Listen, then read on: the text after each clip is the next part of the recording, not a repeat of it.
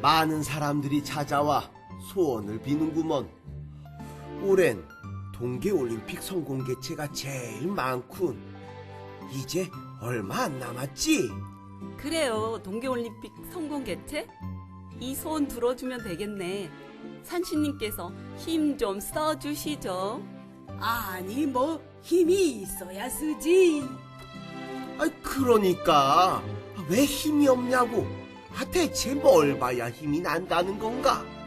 제밥이라도 든든하게 먹어야 힘이 날 게 아닌가. 그러니까 올해 다는 거 봐야 힘을 내서 소원을 들어주지. 아, 단호구? 맞네요. 봐야죠. 그렇군. 봐야지.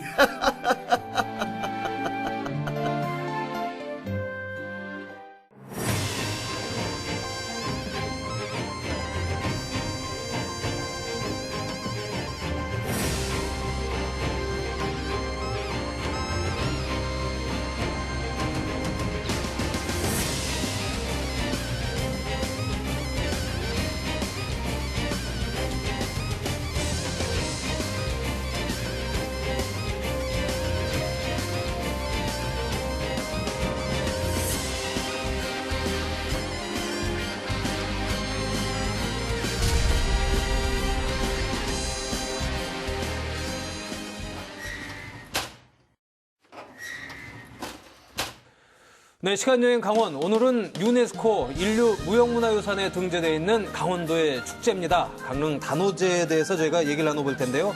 그중에서도 단오굿에 대한 얘기입니다. 굿을 연구하는 우리나라 대표적 학자죠. 가톨릭 관동대학교의 황루시 교수 자리해 주셨습니다.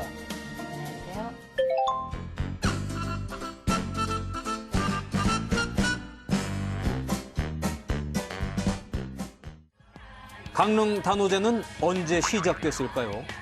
그 원료는 무려 2000년 전 예국의 무천제. 하지만 무천은 10월, 단오제는 5월. 과연 같은 축제일까요? 또 천년 단오라는 표현도 사용되는데 고려 초 왕순식 장군이 대관련 어떤 승려의 사당에서 제단을 만들어 기도했다고 합니다.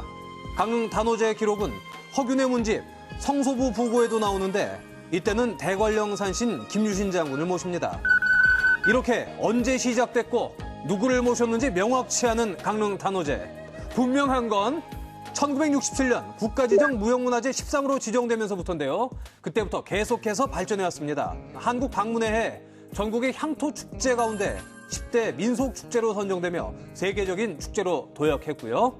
지난 2005년 11월 25일 유네스코 인류 구전 및 무형유산 걸작에 등재되며 명실상부한 세계인의 축제가 됐습니다. 이상 끝. 네, 이 예국의 무천제와 강릉 단오제가 시기가 일단 다르잖아요. 그렇긴 해도 무천제도 보면 호랑이를 신으로 모시는 거죠. 그리고 강릉 단오제에도 호랑이가 분명 등장을 하잖아요. 그런 것들 따져보면 뭔가 무천제가 강릉 단오제의 원료가 아닐까 그런 생각이 들거든요. 무천에 대한 기록은 이 중국 역사책 삼국지 동해전에 나오는데요. 지금 말씀하신 대로 10월에 제사를 지내는 곳으로 나오고 호랑이 신을 섬긴다고 되어 있습니다. 10월에 지내는 제천의례라고 하는 것은 기본적으로 이제 농경 사회 속에서는 추수를 하고 나서 그렇죠. 거기에 따른 이제 일종의 추수제의 성격을 지니고 있는 것이죠. 5월 달에 지내는 어떤 이제 그 의례라고 하는 것은 파종과 관련된 거라고 생각이 됩니다. 5월에 파종제를 지내고 10월에 이제 추수제의 형태를 지내는 그런 기록은 이 삼안에 나와 있습니다. 그런데 이제 동해를 포함하여 고구려나 부여 같은 경우는 이 주로 제천의례 10월 이후에 하는 그런 기록만 나와 있습니다. 그래서 동해 같은 경우에서도 사실은 5월에 어떤 거를 좀 지냈을 가능성도 있는데 기록이 없기 때문에 정확하게 그때 어떤 의례를 지냈는지는 확인하기 어렵습니다. 그래도 5월과 10월이 한 세트였을 가능성은 있다는 그런 거네요. 가능성도 이제 충분히 있죠. 그리고 이제 좀 더 고려해야 될 것은 이제 호랑이 신을 섬긴다는 것이죠. 특히 이제 그 삼국지 기록을 보면 동해에서는 이 산천을 굉장히 중요시한다라고 하는 것이고 아마 호랑이 신도 그거와 좀 관련이 될 것 같습니다. 그런 점에서 5월 단오제가 대관령에서 신을 모시고 온다.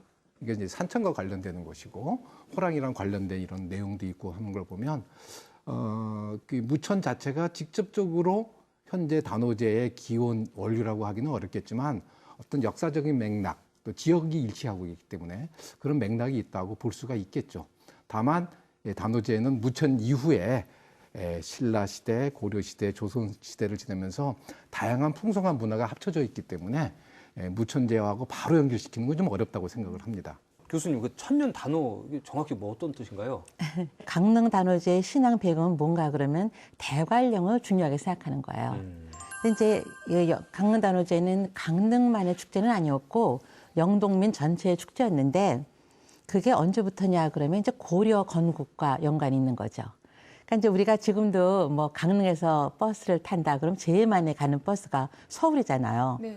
그러니까 이제 고려 때 그 이제 신라 때까지는 수도가 경주니까 전부 다 경주로 왔다 갔다 했거든요. 그래서 이제 대개는 배를 타고 아마 굉장히 이동을 했을 거예요.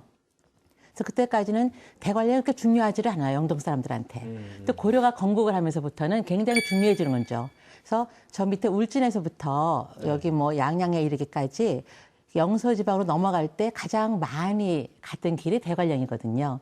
그러다 보니까 대관령을 신성하게 여기는 이제 그런 것이 생기면서 영동 사람들한테 중요한 신앙처가 됐는데 그게 이제 기록에 보면은 왕순식이라는 분이 이제 그분이 원래는 강릉 김씨예요. 그러니까 범일국사, 그러니까 우리가 강릉 단오제의 국사 성왕이라고 하는 범일국사하고 같은 성씨인데 그게 이제 신라 왕손이잖아요. 그 강릉 김씨가. 그래서 꽤 오랫동안 강릉 사람들이 그 고려의 왕건에 복속을 안 했어요. 그러는데 마지막 순간에 그 고려 그 왕건한테 복속을 하면서 그 견훤의 아들인 신검을 토벌하러 왕순식 장군이 대관령을 넘어가요. 그래서 그때 제사를 지냈다는 거거든요. 그게 935년이에요. 그러니까 지금 말하면 이제는 뭐 1000년이 더 됐죠. 곧 1100년 얘기 나올 거예요. 그러니까 그게 강릉 단오제의 시작이다. 이렇게 말하기는 어려워요.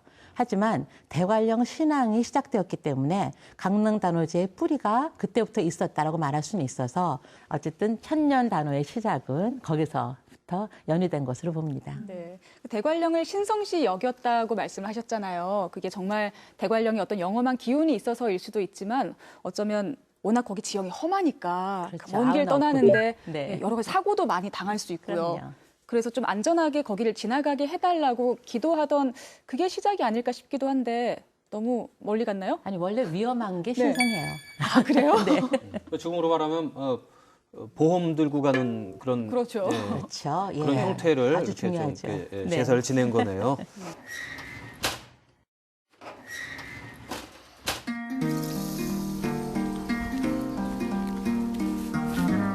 네, 제가 지금 나와 있는 곳은 대관령 정상입니다. 오늘 이곳에서요, 1000년의 역사가 이어지는 강릉 단오제 그 첫 행사를 한다고 하는데, 이야, 저 책일동이도 굉장히 기대가 되거든요. 지금부터 저와 함께 단오제의 시작을 즐기러 가시죠. 매년 음력 4월 15일 열리는 대관령 산신제와 대관령 국사 성왕제. 신을 모셔오는 뜻깊은 현장을 따라가 봅니다.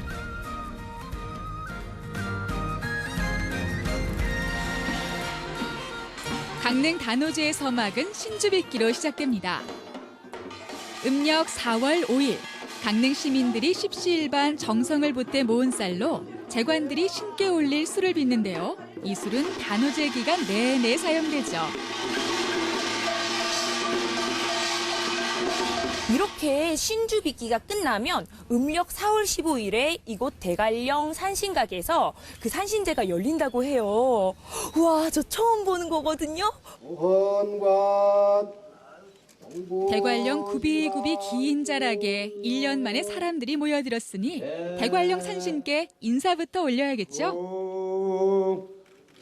산신은 그 지역에 그 현사를 뽑아서 산신으로 모시는 경우가 많죠. 되게 유일시입니다.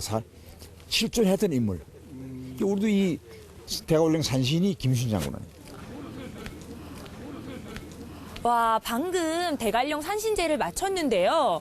이제는 국사 성왕신을 모시는 국사 성왕제가 있다고 해요. 근데 국사성왕신이 어떤 분이시죠? 대관령 국사성왕신은 신라말의 고승이었던 강릉 출신의 범일국사인데요. 이분이 바로 강릉 단오제를 주관하는 신입니다. 오늘 이분을 산아래 강릉 시내까지 모셔갈 예정이죠. 약시소사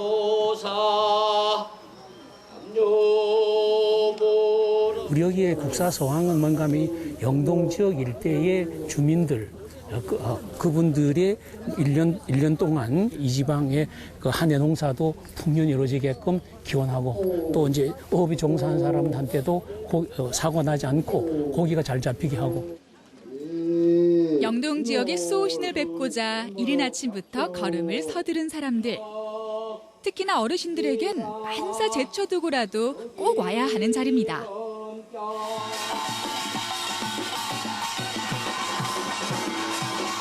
신과 인간이 만나는 날. 제례가 끝나면 무녀는 부정을 가시고 선안을 모시는 한바탕 굿을 펼칩니다.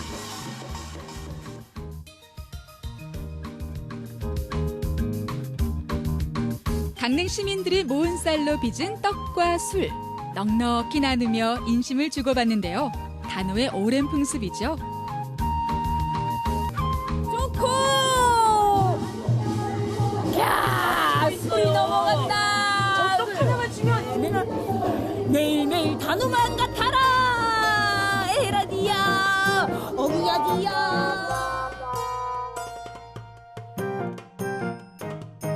산에 오른 이들은 한 해의 소망을 신에게 비는데요. 색색들이 오방색 천 속에 모두의 소원이 물듭니다.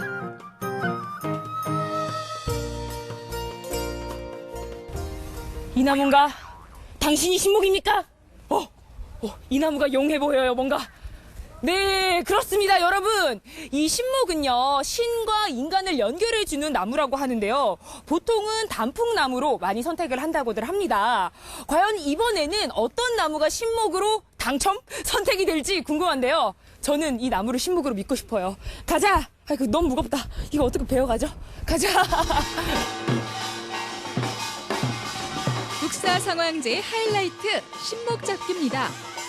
신목을 잡는 신목잡이가 앞장을 서면 그 뒤로 무녀와 풍물패, 그리고 시민들의 긴 꼬리가 끝도 없이 이어지죠. 산을 헤매던 신목잡이가 마침내 신목을 발견했습니다. 요란한 재금소리와 함께 이어지는 무녀의 구성진 축원굿. 드디어 나무를 타고 신이 인간 세상으로 내려왔습니다.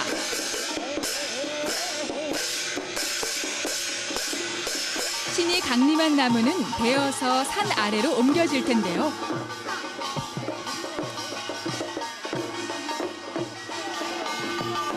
먼저 국사성왕당에 당도한 나무에 소원을 적었던 오방색 천을 두릅니다. 신에게 옷을 입히는 행위, 그리고 동서남북 중앙까지 골고루 복이 이루어지길 축원하는 행위.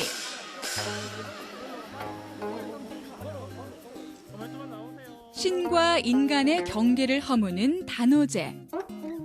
모두의 염원을 받은 신은 그렇게 인간 세상으로 내려와 일주일간 우리 곁에 머물게 됩니다.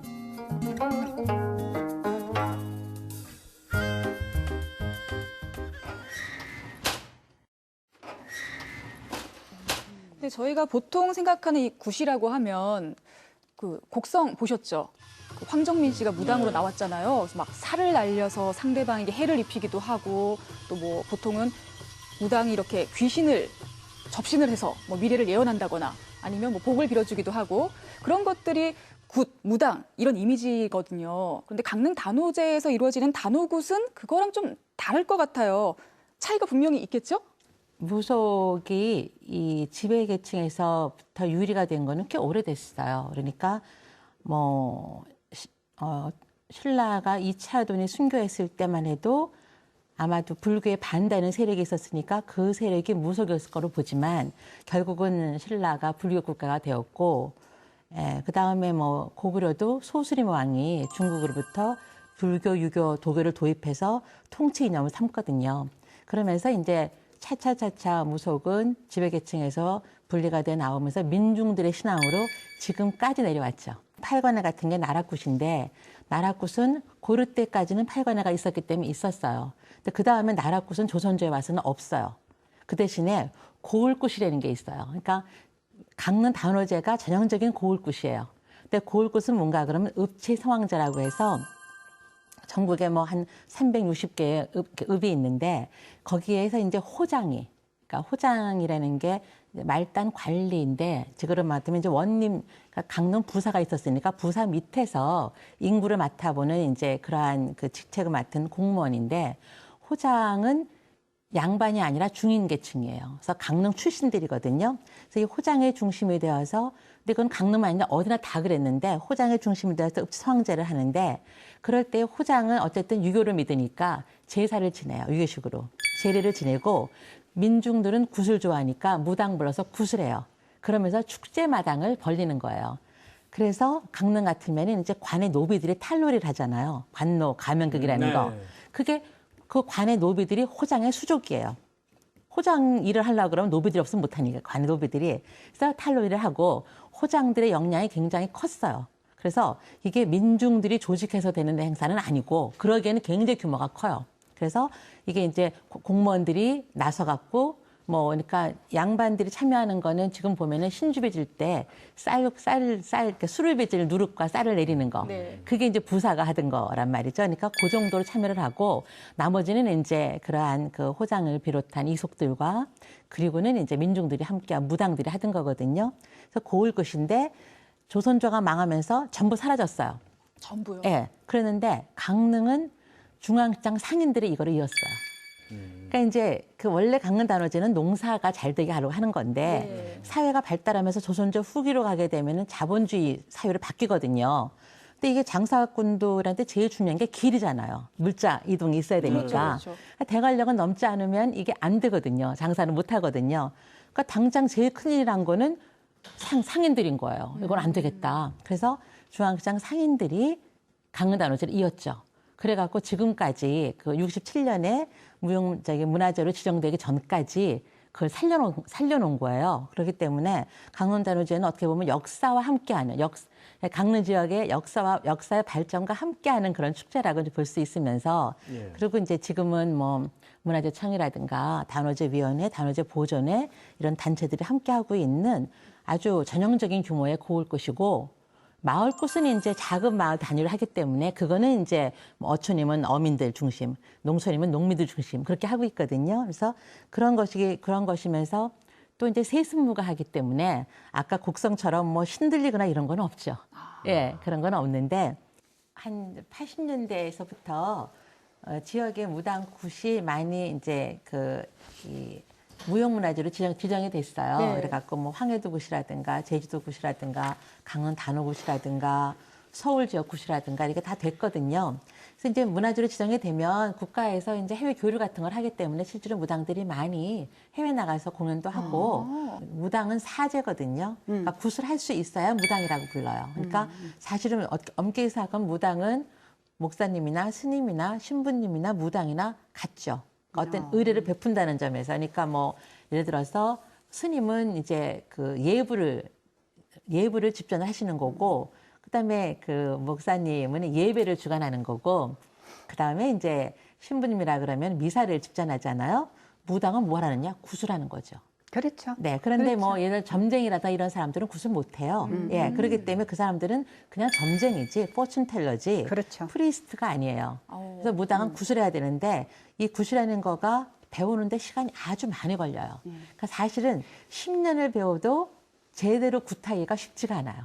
말씀하신 것 중에 한 가지 참 재밌는 게 스님, 목사님, 신부님인데 무당님이라고는 안 하고 무당으로 끝나서 네. 그게 무당에 우리가 이제 그래서 무당을 흔히 뭐라 부르느냐 천민사제 이렇게 불러요. 네. 그렇군요. 근데 이제 같은 사제인데 그 사제가 보면은 되게 좀 사회하고 너무 사회에 세속적이지 않은 사람이 사제가 되잖아요. 그래서 결혼도 안 하고. 그래서 무당들은 되게 공부를 한 사람들 별로 없고 옛날 무당들이 뭐 거의 다 무식이고 뭐 아무것도 모르고 이런 사람들인데 저는 또 입장을 달리 보면 그렇다고 생각해요. 그러니까 인간의 무당 밑으로 아무도 없어요. 그러니 모든 사람들의 이야기를 다 수용할 수 있어요. 그러니까 본인이 가장 큰 아픔을 갖고 있기 때문에 그러니까 결국 지금 중요한 건 남의 아픔을 자기 아픔을 받아들여서 그다음에 풀어주는 게 무당은 풀어주는 거거든요. 근데 그거를 할 수 있기 위해서는 오히려 세속의 모든 때가 다 있는 게 더 좋아요. 예. 뭐 정말 그야말로 뭐 정말 이 가정도 불행한 경우도 많고, 예. 그다음에 뭐 결혼을 뭐 한두 번, 두세 번 한 사람들도 있고 경우에 따라서는 여러 사람들이 있지만 자기의 그 아픔을 가지고 남의 아픔을 감싸 안는 능력 이런 것들 그래서 그런 면에서는 저는 사람마다 좀 다르긴 하지만 좋은 사자가 될 수 있다고 생각하죠.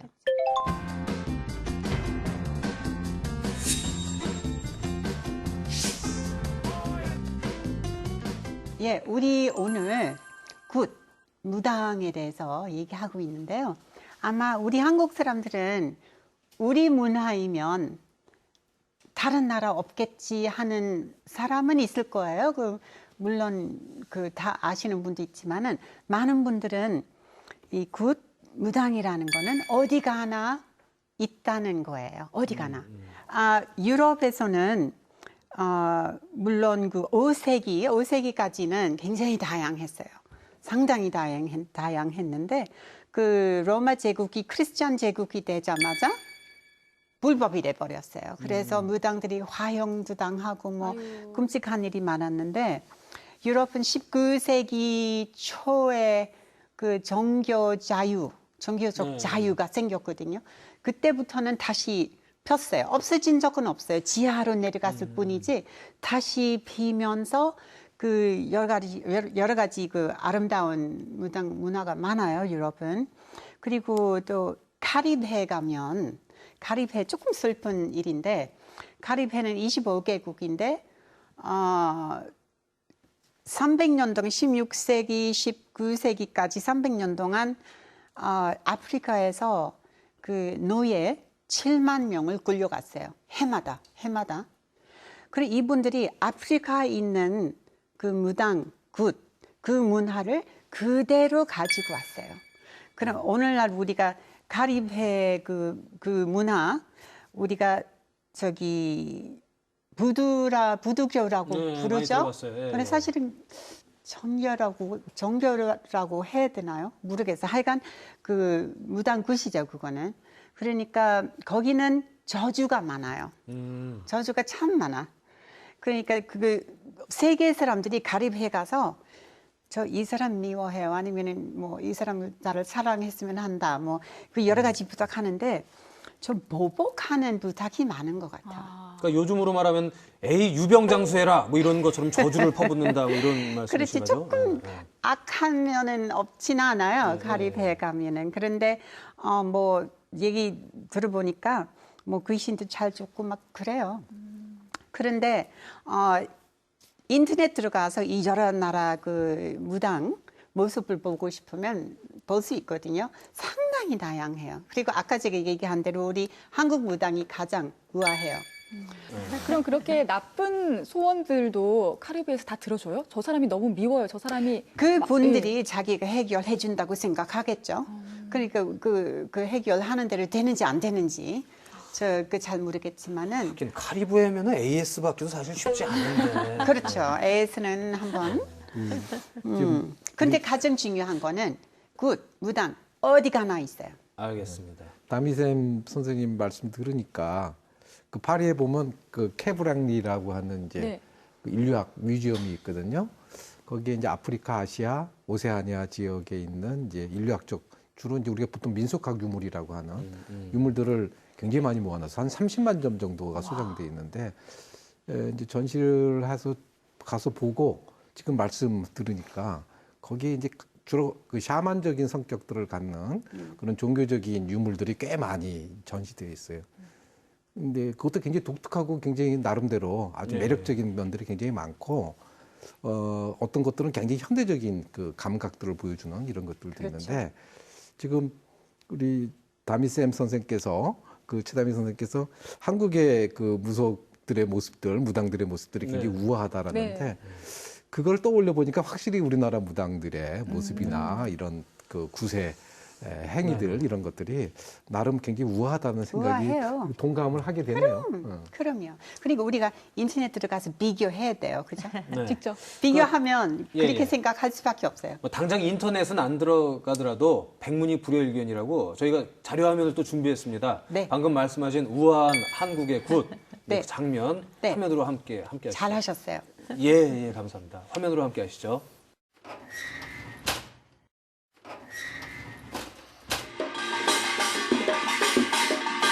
지난 2015년 대한민국은 메르스로 인해 많은 것들이 걸음을 멈춰야만 했다. 강릉 단오제도 마찬가지. 일주일간 성대에 치러지던 강릉 최대의 명절은 더 이상 사람들을 오라 손짓할 수 없었고 제례와 단오군만이 묵묵히 제 몫을 다하고 있었다. 부정을 물리고 신을 모시는 행위. 굿은 강릉 단오제의 구심점이다.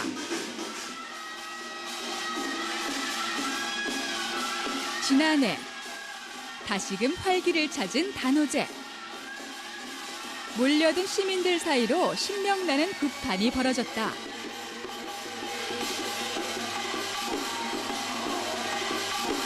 대체 단오굿은 무엇일까? 풍년과 풍어를 기원하고 온 마을의 무사 안녕을 빌며 가족의 건강과 행복을 바라는 마음.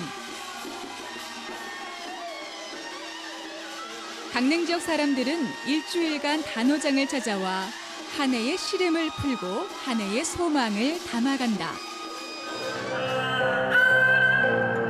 천년 세월을 이어져온 강릉 단오굿은 현대에 와서 다양한 형태로 진화하고 있다. 경상도와 강원도 동해안 지역의 무학장단을 일컫는 푸너리.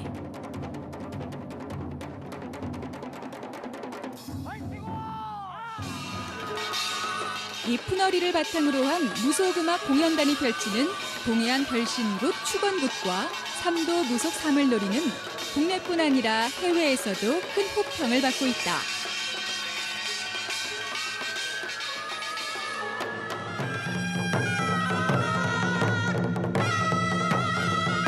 강릉 단오굿의 맥을 잇고 세상에 알리기 위해 노력하는 사람들.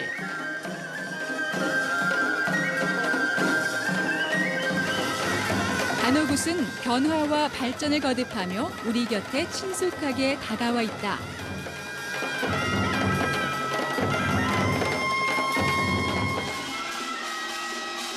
그 중심에 서 있는 건 바로 무녀들.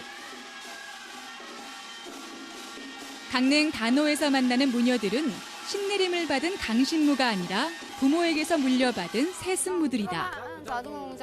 하면 바로 우리 입장. 그런데 요즘은 굿이 좋아 어린 나이에 굿을 배우며 스스로 무녀의 삶을 선택한 사람들이 생겨났다.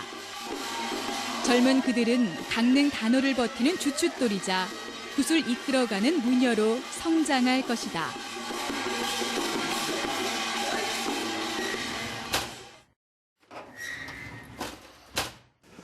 네, 시간여행 강원 오늘은 강릉 단오굿에 대해 알아보겠는데요.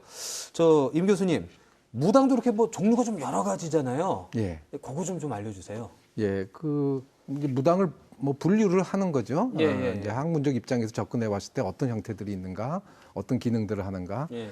어떤 기준을 적용하느냐에 따라 달라지겠지만 예. 통상적으로 이제 임무 과정, 무당이 되는 과정을 가지고 많이들 분류들을 하시더라고요. 그랬을 때 되게 이제 강신무라고 그래서 이렇게 우리가 쉽게 좀 이미지로 갖고 있는 무당이라는 분들이 이런 분들이죠. 신을 내려서 신과 예, 예, 이제 예. 강신해서 신을 내려가지고 그렇게 해서 무당이 되는 그런 경우가 있고 세습무라고 그래서 이건 이제 무당이 갖고 있는 의례나 뭐 기회 이런 것들을 이제 대대로 부모로부터 물려받으면서 이어가는 가업처럼. 예.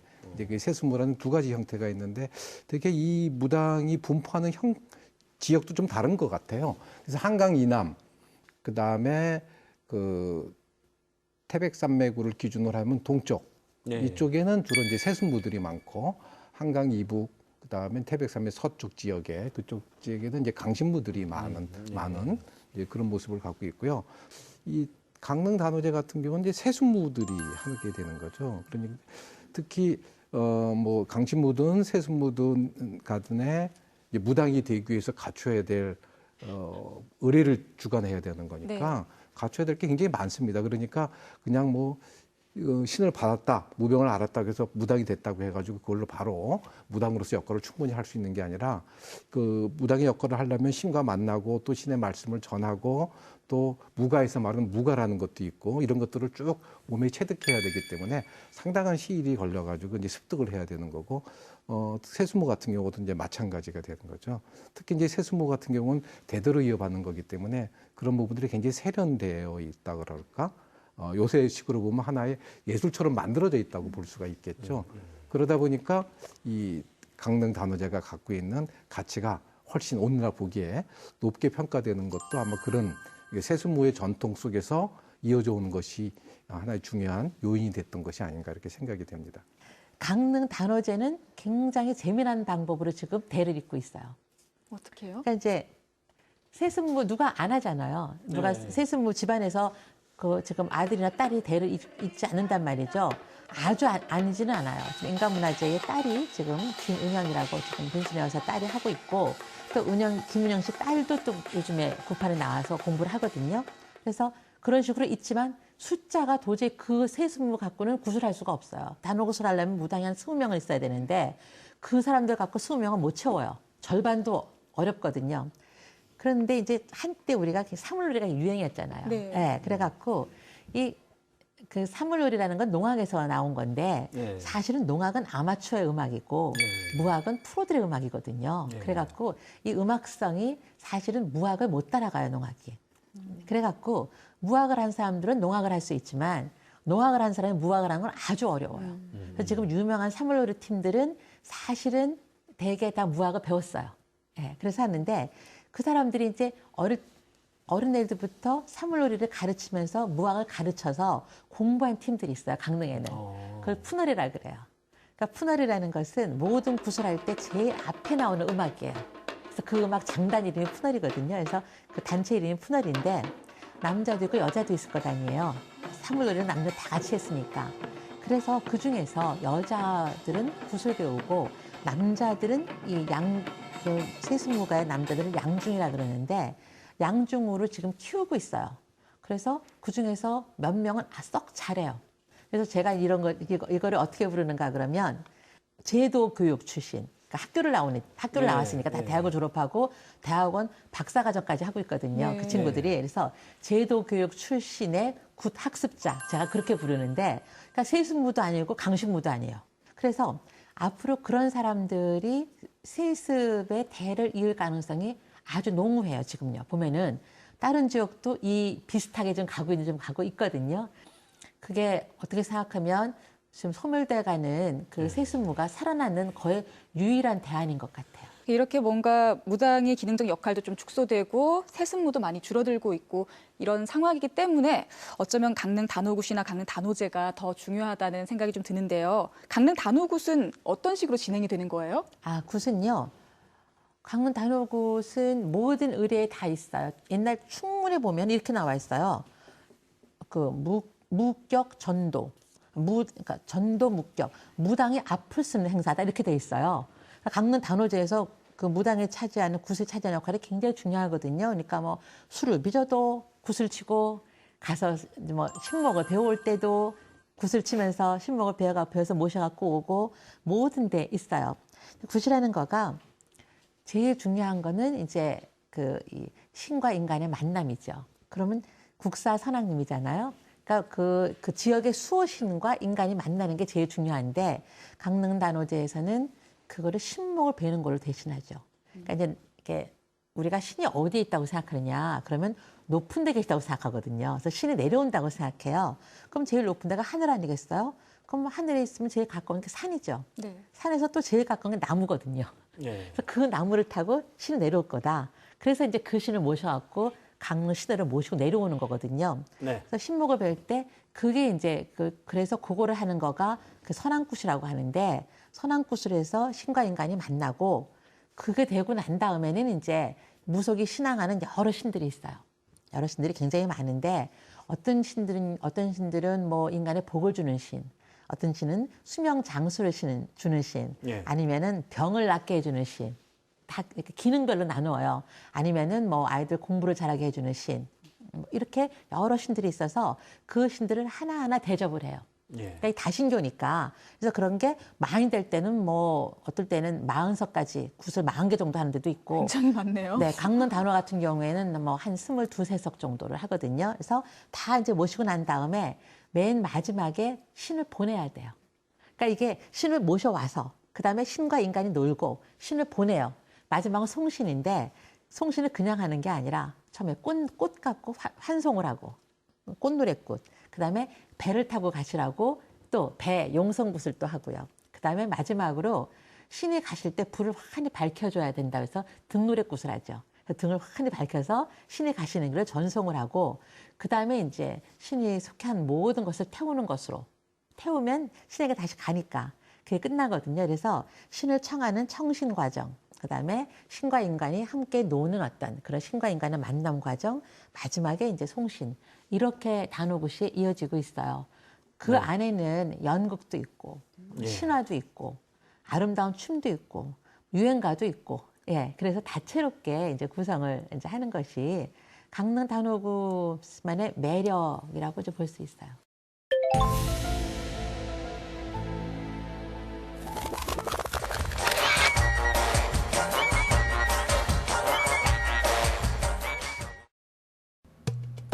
천년, 아니 그 이상의 역사를 가진 강릉 단오제는 무엇으로 구성되어 있을까요? 강릉 단오제의 전승은 단오제례와 단오굿, 관노가면극 이렇게 세 가지 부문으로 나눠져 있습니다. 여기에 씨름과 줄다리기, 그네타기 등 주민 참여 행사와 단오 난장까지 더하면 강릉 단오제의 모습이 완성됩니다. 신주미에서도 알 수 있듯이 강릉 단오제는 관이 아닌 주민이 중심이 되어 이어져온 축제입니다. 그러니까 씨름이나 줄다리기조차 정말 중요한 요소인 거죠. 또 강릉 단오제는 일제강점기와 6.25 한국전쟁 같은 우리 민족에게 닥친 커다란 위기 속에서도 그 명맥을 유지해왔습니다. 중앙시장 상인들이 한 푼, 두 푼 모아 운동회를 개최하고 단오 난장을 열었기 때문이죠. 이렇게 전승 부문이 아니더라도 어느 것 하나 빠뜨려서는 안 되는 중요한 요소들입니다. 그래서일까요? 지난 2005년 11월 유네스코는 오랜 역사와 소중한 의미를 담고 있는 강릉 단오제를 세계 무형유산으로 신청했고, 이를 계기로 강릉 단오제는 영동 지역 축제에서 세계인의 축제로 거듭나게 됩니다. 그런데 말입니다. 강릉 단오제가 세계 무형유산에 선정되는 걸 모두가 바란 건 아닙니다. 당시 중국에선 단오절 풍습은 중국의 원조라며 반발했고 유네스코에선 고심을 할 수밖에 없었죠. 하지만 강릉 단오제를, 단오굿을, 난장을 한 번이라도 체험해본 사람이라면 중국의 단오절 풍습과는 다른 영동 지역만의 독특한 축제라는 점을 인정할 수밖에 없을 겁니다. 그러니까 중국의 반발에도 불구하고 강릉 단오제의 유네스코 세계 무형유산 등재는 어쩌면 당연한 귀결이었죠. 세계인의 축제 강릉 단오제, 이 정도면 자랑스러워할 만하죠. 지금까지 김서영의 에슨파일이었습니다.